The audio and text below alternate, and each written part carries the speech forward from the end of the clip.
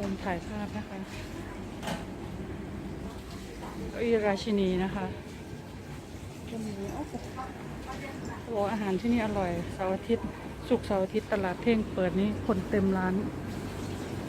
ขนมน่ากินเยอะอยู่อ่ะนครนายกฟาร์มแกะกาแฟนะคะมีกาแฟด้วยน่ากินมาก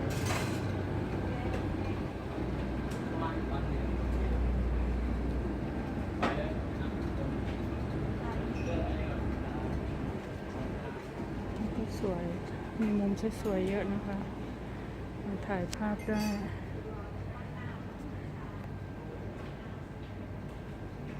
อันนี้ก็เป็นโมเดลเก๋ๆ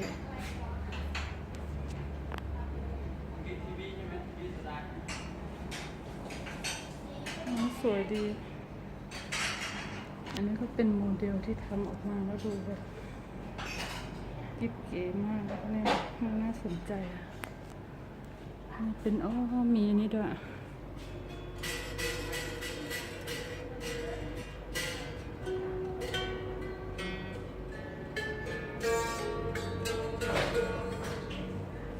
มีเครื่องดนตรีด้วยนี่มีขิมด้วยเธอห้องนี้เก๋มากเลยอ่ะจุ๋มเนี่ยมันจะมีพิมพ์ดีตึกแบบโบราณเนี่ยแล้วก็มีของโบราณเยอะมีขิมมีอะไรมีโมเดลก็มีตรงนี้ก็จะเป็นเราจัดเป็นวงตรงนี้ถ้ามีคนมาเยอะๆก็มานั่งตรงนี้ได้อีกอารมณ์หนึ่งนะคะบรรยากาศเก๋ๆชิลๆฮิปๆนะคะน่าสนใจดี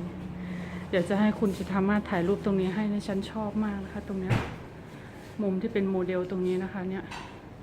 นี่เราสามารถเอาไปทำร้านกาแฟหรือว่าอะไรได้นะสามารถอันนั้นได้เลยชอบตรงเนี้ยดูแบบว่าเก๋ๆนะคะอันเนี้ยนี่คอฟฟี่สนใจก็ดูอบอุ่นดีนะคะการจัดร้านของเขา